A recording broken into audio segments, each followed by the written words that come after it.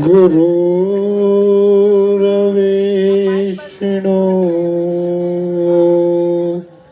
ગુરુદેવો મહેશ્વરા ગુરુસાક્ષાત્ પરિબ્રહ્મા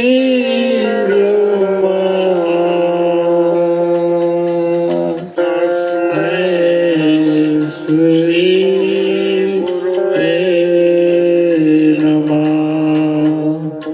તમેવ માતા પિતા તમેવ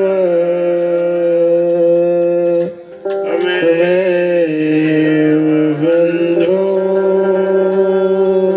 સખા તમેવ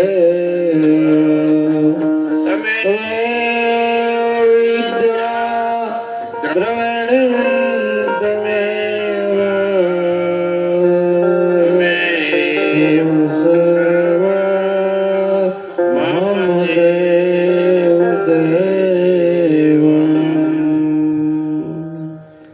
બોલો સનાતન ધર્મ કી જય હો.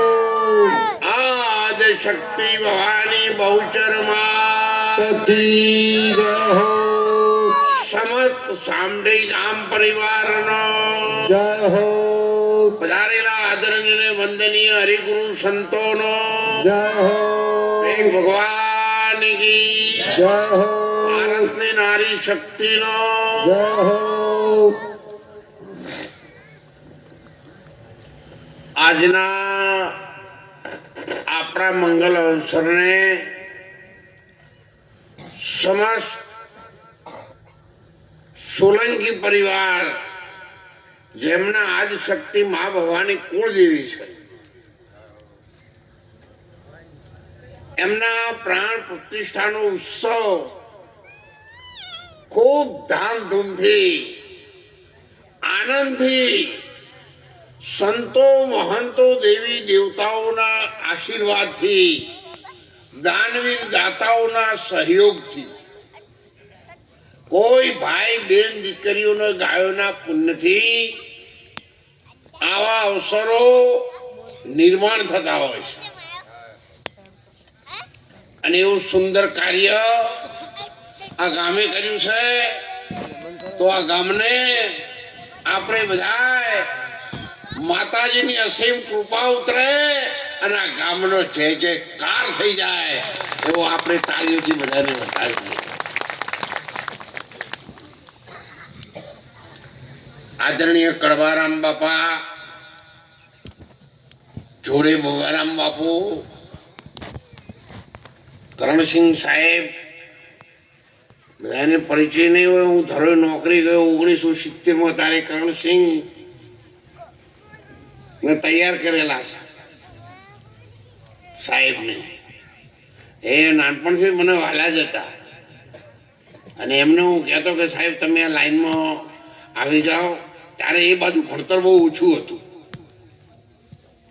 છતાં પણ સાહેબને બહુ સારા પ્રયત્નો કરી આયુર્વેદિક દવાઓ પણ કરે છે તેમાં એમને આશ્રમ બનાવેલો છે.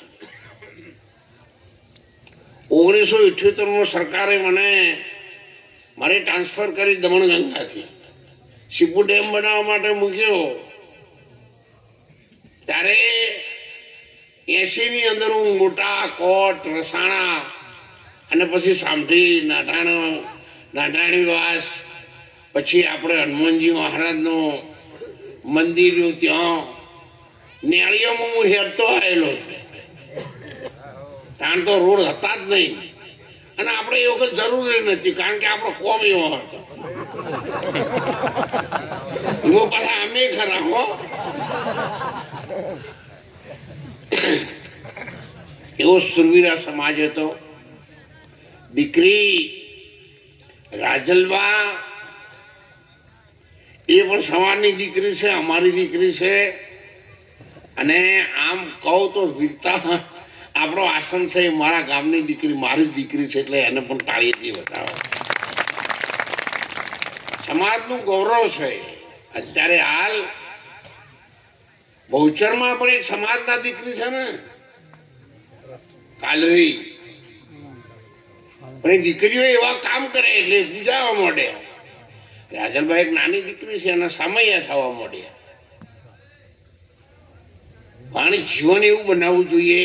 એમના પિતાશ્રી હતા જ જોડે જ જોઈએ. કઈ બેઠા જો સાહેબ બેઠા, અમે બધા વર્ષોથી સાથે જ છીએ. એટલે આપણા ગામના વડીલો અહીંયા ઉપસ્થિત છે, બધા મહેલાઓના 3 વાસના. અને 1980માં ડાયમંડનો કારખાનાનું ઉદ્ઘાટન કરવા માટે આપણા ગામના મૂળચંદભાઈ મિસ્ત્રી ચાલુ નોકરીએ મને ડીસા મુંબઈથી ફેક્ટરી લાવી અને મારા પાસે ઉદ્ઘાટન કરાવ્યું હતું. એટલે મિસ્ત્રી પરિવારને પણ આપણે વંદન કરીશું. એક ચામુંડા હેર કટિંગ સલૂન વાળા કેશવલાલ, કે મને બહુ નામ યાદ નહીં, પણ નાઈ સમાજમાં હતા. એ મને એ વખત કહેતા ત્યાં કે મહારાજ એક વખત તમારે અમારા ગામમાં લઈ જવાની જરૂર છે. હો તાર તો બહુ કાઠું કામ હતું ને આપવું, પણ હું હવે એ ખાતામાંથી આવેલો હતો એટલે હું ચો બિયાવાનો હતો. એટલે મેં ધાડો ગમે ત્યારે ચાહું થાય એક થઈ જાય. તે ભગવાન અત્યારે એક નહીં કહી જાય. સમય બહુ ઓછો છે. સવારે મારે 9 વાગે કિંમત જવાનું છે. રાત્રે મલેકપુર ખીરાલું જવાનું છે ને ખીરથી ડાયરેક્ટ હું રણુજા આપણે નવો આશ્રમ તો બનાવીએ છીએ. એ કામ ચાલુ કરી દીધું છે. શિવરાત્રી પણ નજીક આવી. 20 તારીખથી શિવરાત્રી શરૂ થઈ જશે. કોઈને પણ શિવરાત્રી આવવાનું થાય તો આવજો. આપણા બધા ગામોએ લાખો રૂપિયાનું દાન ત્યાં જુનાગઢ આશ્રમમાં આપેલું છે. મારી પાસે કોઈ વ્યવસ્થા નહોતી અને હું ખાલી નોકરી જ કરતો હતો. 10 ફૂટનો આવો મંડપ બનાવવા માટે પણ મારી કેપેસિટી નહોતી. ત્યારે સરસ્વતી મંડળના સાંઢીમાંથી સદારામ મહારાજ આવો મંડપ 10 ફૂટનો મંડપ લઈને ઠીક નોરતા પાટણની જોડે છે ને તો મંડપ વાંચવા માટે આવ્યા હતા, ટ્રેક્ટરો કોઈક સાધનો લઈ. એવી સ્થિતિમાં હું જીવેલો છું, તૈયાર થયેલો છું. આ તો ગાડીઓ કમન તમે જુઓ ને ચોફેર વસ્તી એટલે તમારે મને કોણ તો બહુ મજા આવી. તો મોટાથી હેરતો આવેલો ઠીક એ મંગલકારી હનુમાનનું મંદિર મેં બનાવેલું છે મોટા બસ સ્ટેશન ઉપર. એટલે અહીંયા આ બધા ડેલિગેટ સાહેબ ને બધા બેઠા. અમે ખૂબ નજીકમાં જ છીએ વર્ષોથી. હું નવો નથી આવ્યો અહીંયા. એટલા માટે કદાચ વધારે બધા ખબર ના હોય તો બેન દીકરીઓને ઓછી હોય, બાકી તો બધા યુવા વર્ગને થોડી ઓછી હોય. એટલે અત્યારે હાલ શિવરાત્રીનો બહુ મોટો પ્રસંગ આવ્યો છે. રણુજા પોકરણ રણુજા હાઈવે ડીસા ધર્મશાળાની બાજુમાં મોટી પાણીની ટોકી, ત્યાં આપણે આશ્રમનું કામકાજ શરૂ કરી દીધું છે. એટલે હવેથી તો શિવરાત્રીની પરિક્રમા જુનાગઢમાં વ્યવસ્થા કરવાની, રામનવમી ગુરુ પૂર્ણિમાએ નોરતા વ્યવસ્થા કરવાની, અને રહી જતું તો દર બીજ વાળી વ્યવસ્થા આવી. હવે હું ઠેઠ પહોંચી ગયો છું, પાછો મોચમે આવી ગયેલો. તમે મારા માથામાં જુઓ ખબર પડી જાય. હાઈવે જેવું નહીં થઈ ગયું. મારી કેપેસિટી નથી. સમાજવાળાનું તો મહારાજ રણુજા જે પગપાળા લોકો જાય છે એવા ગુજરાતી ભાઈ બહેન દીકરીઓને બહુ તકલીફ પડે છે અને ત્યાં આપણે વ્યવસ્થા મળતી નથી. અને મેં કીધું ભાઈ હવે હું ઠેઠ આવ્યો છું, મને આવું છું કેમ ઉપડાવો છો. 5 વર્ષથી લોકોએ ઉઘરણી કરી પણ હું એ તાન ના ખમીએ છું. એટલે જમીને રાખી બધું જેમ કરું તેમ કર્યું છે હાલ તો. પણ એમાં તમે બધા સેવા સાથ સહકાર આપજો. કોઈની પાસેથી કંઈ લેવાનું નથી. વિના શુલ્ક વ્યવસ્થા આપણે બધા આશ્રમોમાં પૂરી પાડીએ. અને એ ગામો દાન આપે છે જ આપું છું ભાઈ. આ ઠેલા લઈને બીજના દાડે આપવાના છે ને એને તો ખબર જ નહીં ધર્મશાળા કેવી રીતે બનાવી. તોય પણ એ આઈની ખીચડીમાં ડાળવી છીએ. તમે 6 મહિના પહેલા મોકલી નથી ને આવું બધું વાપરીને અમારા કોણ બુબડા થઈ ગયા છે. પણ હવે લાવી દઉં એક ઝલક થોડી નવરાત્રીની. એટલે કોઈ જગ્યાએ ખૂણે ખચકે બાકી રહેતું હોય તો માતાજીની અસીમ કૃપા ઉતરે અને આખું ગામ આપણો અયોધ્યાપુરી નગરી બની જાય. એટલે શોર્ટ એન્ડ સ્વીટ બધા જ એની અંદર બરાબર હોપડી અને કાન ખોલીને બોલજો હો. નવરાત્રીની એક ઝલક લાવું માતાજી. વાવા તે ગઢથી ઉતર રે મહાકાળી હવા તે ગઢથી ઉતર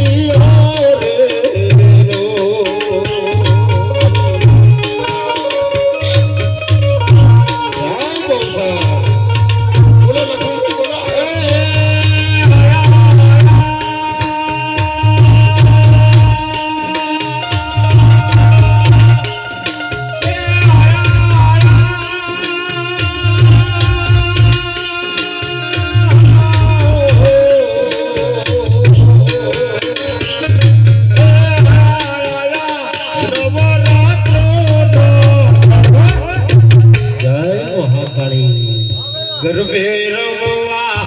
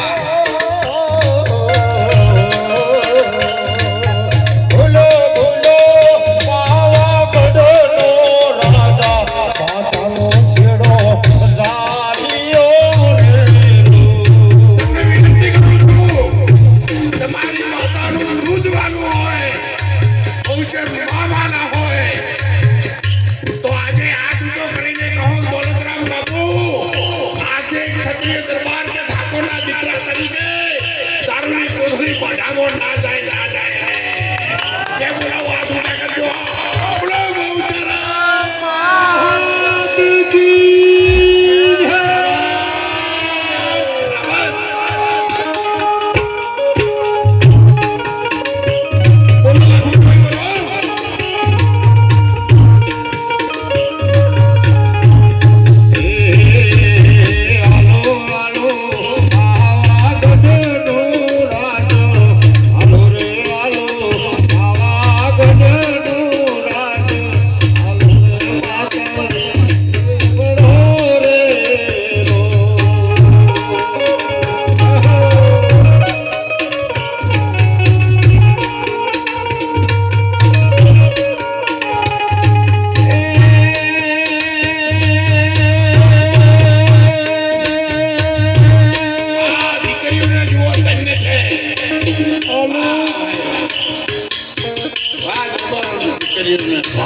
જય મહાકાળી જય મહાકાળી જય મહાકાળી જય મહાકાળી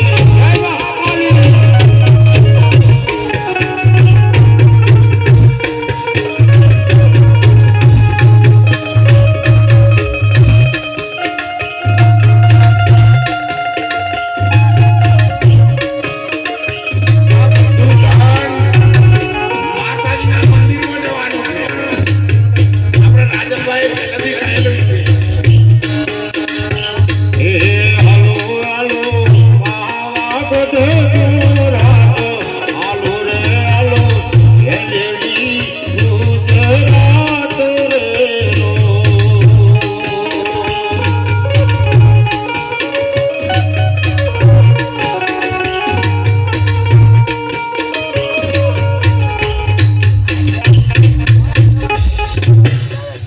આપણા રાજલબા પણ ક્ષત્રિયના દીકરી છે એટલે એના માટે આપણને બધાને મોહાન અને સન્માન પણ હોવું જોઈએ જ્યારે માતાજીનો પાલવ પકડ્યો પતઈ રાજાએ ત્યારે માતાજીએ કહ્યું પતઈ રાજા માગ માગ તને નહીં તારા બાવા ખંડા પથ્થરોને મરોડાવી દઉં પણ ના પાડી ના તમને મહારાણી બનાવવાના છે અને ત્યારે સાહેબ આદિશક્તિ માં ભવાની એ જ માં બહુચર એ જ મહાકાળી જય હો અમારી દીકરીઓની જય એ જ માં અંબા એ જ માં અંબાજી અને એ જ આ ભારતની નારી શક્તિ છે સાહેબ માગી લે પતિ રાજા પણ ન માન્યું અને જ્યારે સાહેબ હાથમાં સગડ્યું લઈને મૂળ રૂપ પ્રગટ કર્યું ને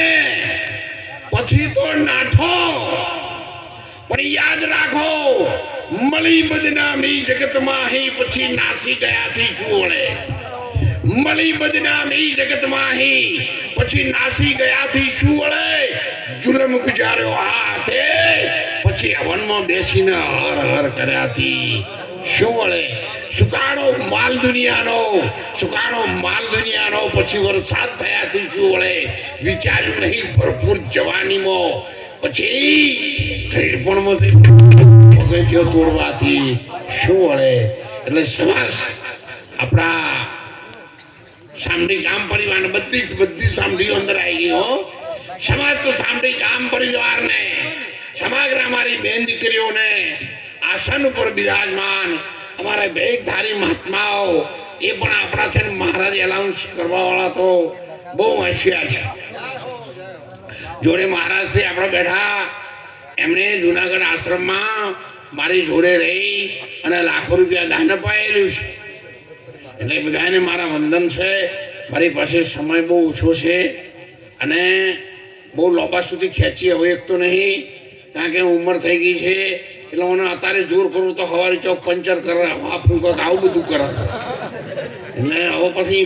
રસ્તામાં આપણે કને બોલાવવું ને અત્યારે જોર કરે મેળ નહીં પડે આમ તો હું તો વહેલો જ આ તો ભગવાન માતાજીની ખૂબ કૃપા ઉતરી જઈ મેં અહીંયા કહ્યું તું હું 5 વાગે સાંભળી આવીશ અને 6 વાગે ખારેડા જતો રહીશ પણ મારું કોઈ હેડું નહીં માતાજી એવી કૃપા કરી તો આખું ચક્કર ફેરવી નાખ્યું તે ખારેડા જવાનું થયું પહેલું ન આપવાનું થયું પછી મેં સમાચાર મોકલ્યા હું 12 વાગે આવું તો રહ્યો તમે તાર મોજ કરો ને ચાહો જગાલી કરો, હું રહેવાનું જ છું. એટલે માતાજીની કૃપાથી જ હું આવ્યો છું. જ્યારે મારી સેવાની કંઈ પણ જરૂર પડે આવજો.